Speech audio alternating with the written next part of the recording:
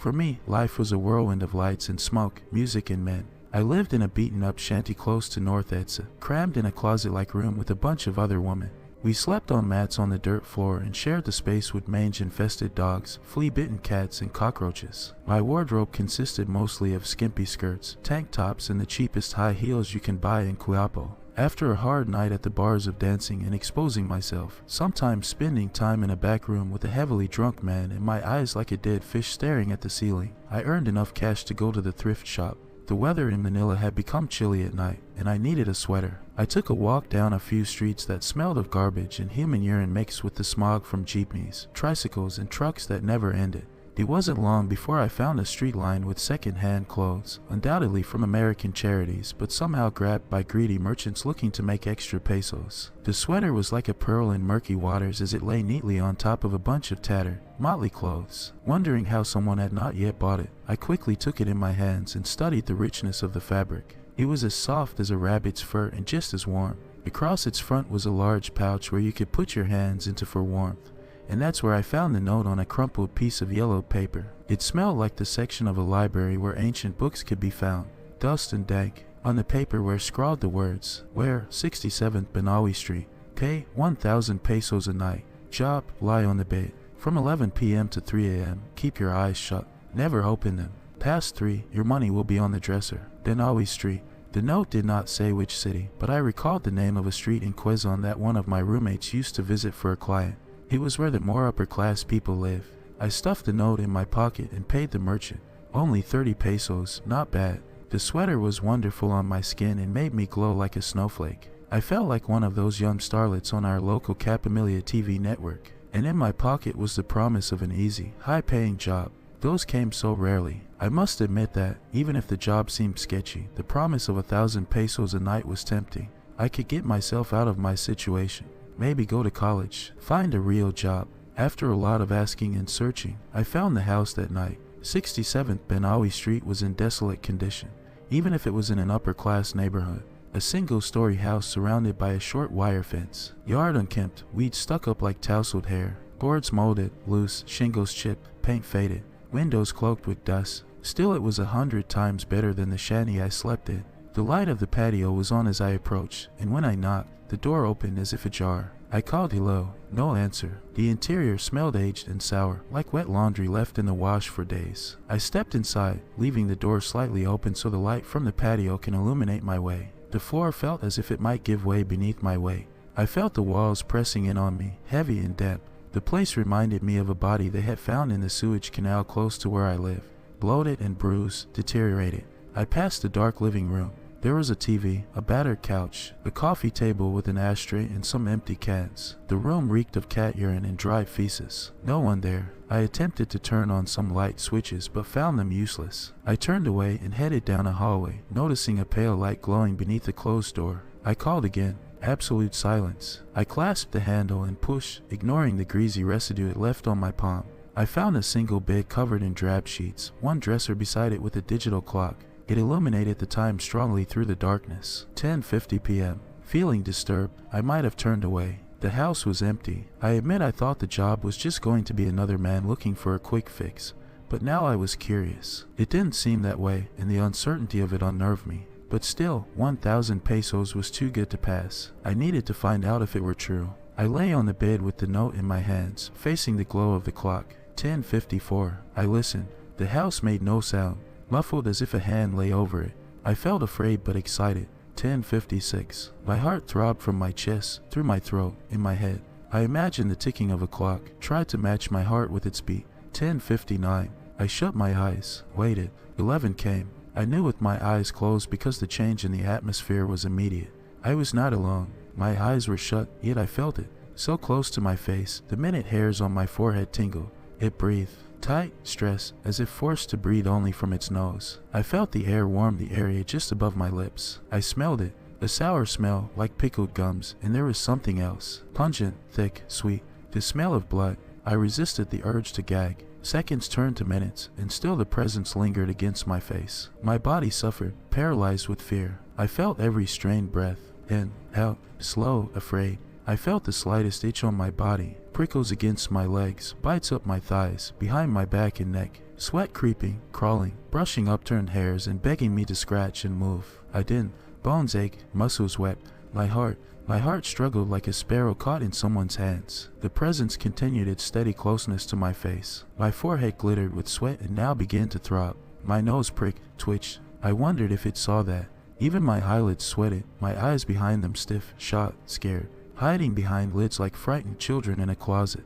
The smell relented. My lungs resisted its entry, asking for me to turn my head away, escape from such a foul smell. Yet I could not.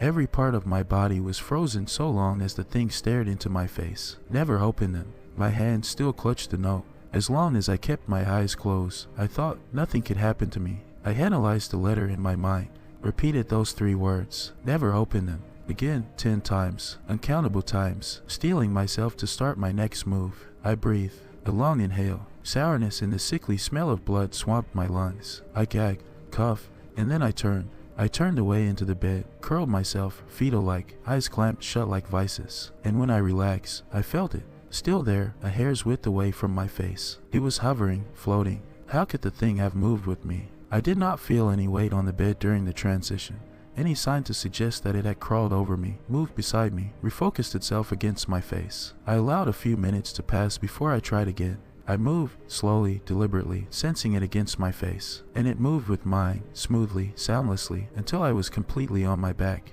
my face, eyes shut, staring straight up, the thing looking down upon me, relentlessly. I grimaced, knit my brows, sweated.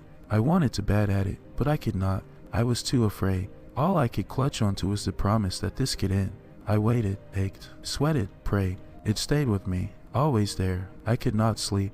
3 a.m. The digital clock alarm, and just like that, I was released. The thing that had looked on at my face for 4 hours was gone. I did not immediately open my eyes. I waited until the sweat on my brows became cold and dry. I listened to my body unlock, one by one, like a warden walking through a prison, releasing the prisoners cell by cell. I could breathe again. My heart pumped, bold and strong. I felt my fingers, the warmth on my skin. I yearned to stretch and let life sizzle through every part of me. I opened my eyes. 1,000 pesos lay on the dresser. 1,000 pesos for the horror I had endured. I took it and did not look back as I left.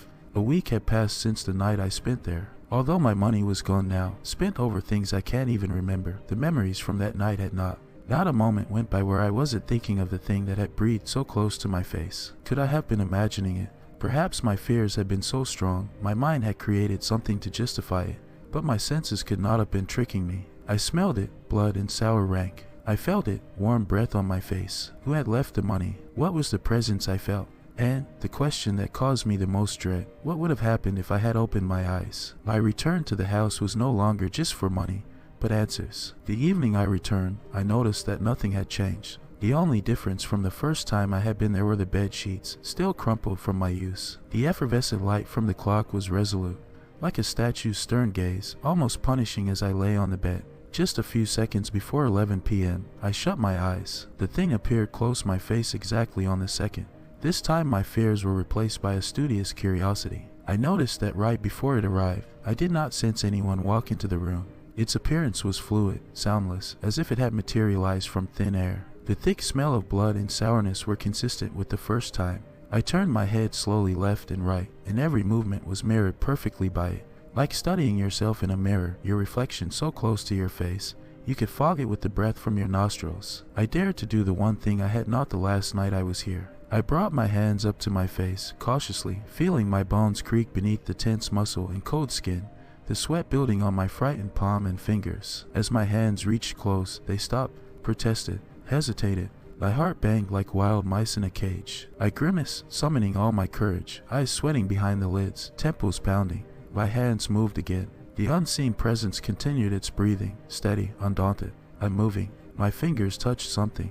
I stopped. Every part of my body froze. I could not breathe. The blood on my face swelled as I choked on fear. The breathing from the thing changed. It grew raspy, excited. Its putrid breath hit my face more powerfully. I could not tell my fingers to move. They stayed where they were, paralyzed, touching it. The length of time that passed after, I could not recall, my mind too swamped in fear. All I could remember was that, at last, the lockdown of my mind had subsided enough for my fingers to try and comprehend what it was touching. Hair, sticky and cold. My heart banged. My fingers moved, slightly. I felt the firmness of a scalp beneath the hair. The thing continued to breathe as if enthused. Somehow I had managed to detach myself from the paralyzing terror of my body, and now I was moving my fingers like a puppeteer would to his marionette.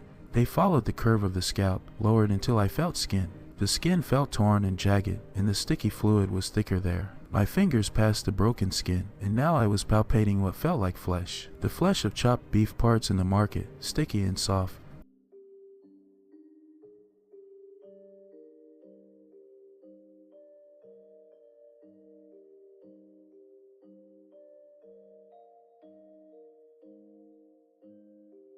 3 a.m. Again, I waited until I was relaxed enough before opening my eyes. Like before, 1,000 pesos lay neatly on the dresser. My hands, still paralyzed from what they had felt earlier, were clean. I thought they might have been soaked in blood, but there was nothing. I ran from the house, terrified. Perhaps a ghost was haunting the building, and I promised never to return, no matter how much I needed the money. But that was a month ago. My roommates and I had taken a turn for the worse. Town officials were cracking down on businesses like the one we worked at and required to show proof that we were tested, just to make sure we weren't spreading any diseases. But lab tests required money. The bar managers I worked for were snapping up only those girls who could give him the negative tests quickly, and space was limited.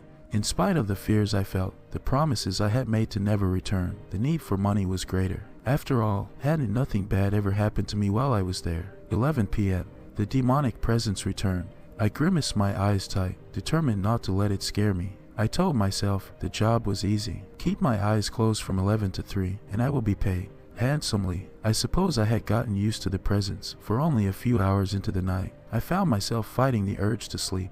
The rhythm of its breathing lulled me. In, out, in, out. Its sour, fetid breath mixed with the sickly sweet smell of blood, perfuming me to sleep. I tried hard to fight it. I failed, and soon sleep's heavy hand had successfully pressed down on my weary mind.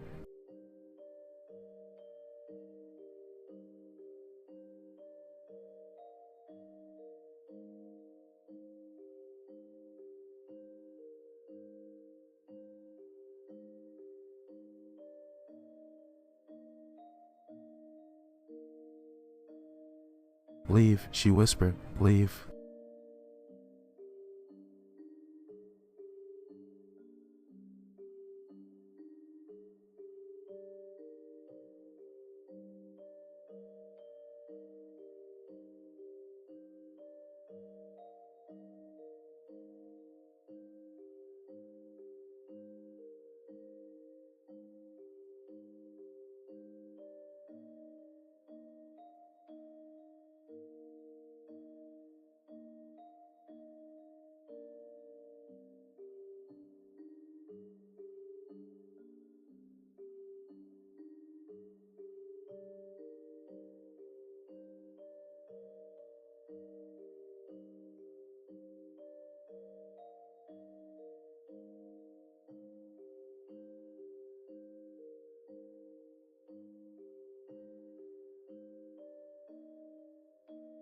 The next sound I heard sickened me more than anything I had ever experienced. A rhythmic, moist sound, like someone carving flesh with a saw, and then dripping. A thump as something heavy hit the floor. I heard footsteps, heavy and slow, headed my way. Every inch of my body screamed to open your eyes. Run. I was shaking, sweating, so fear-stricken like a bellowing animal held upside down before its throat was slit. The footsteps kept coming. Breathe, breathe. I couldn't.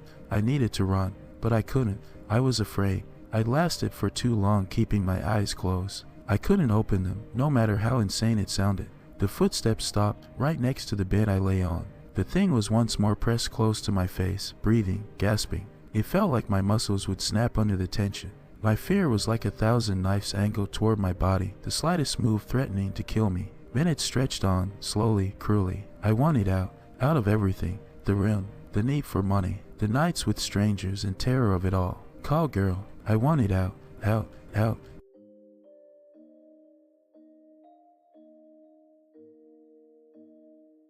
3 a.m. I opened my eyes and found myself in an empty room. There was nothing there, nothing on the floor where I had heard someone screaming and their body being carved. The money on the dresser, but it didn't matter. I didn't even grab it. I fled out of the house like a beaten dog. I could not sleep for the rest of the night. The next morning I sought out some answers to the house I had been visiting. The town captain believed my story that I was sent by a wealthy family to find out if the house was for sale and check if there was any history behind it.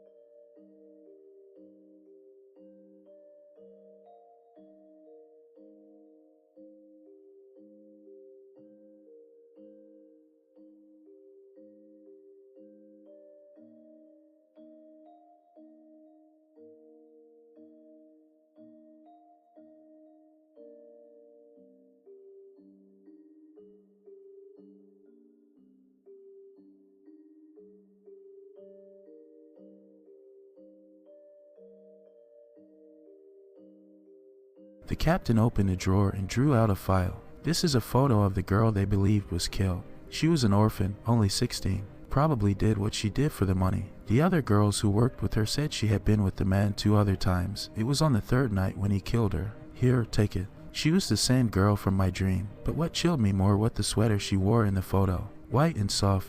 The same one I had found in the second-hand store with the note in the pocket. I thanked the captain, barely able to let out the words. When I returned to my shanty later that day, I discovered that the white sweater had disappeared from my closet, and so did the note. When I asked my roommates if they had seen or taken it, all I got was the answer no.